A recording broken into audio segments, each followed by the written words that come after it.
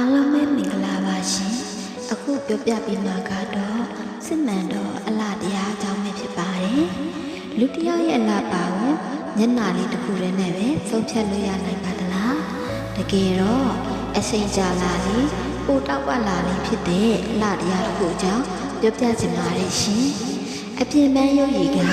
ပြုပြင်လို့ရပြီလေစိတ်နေစိတ်ထားဆိုတာကတော့အနှစ်သာရတစ်ခုပဲမဟုတ်ပါလားစာနာသိရှိတာစကလုံးတွေ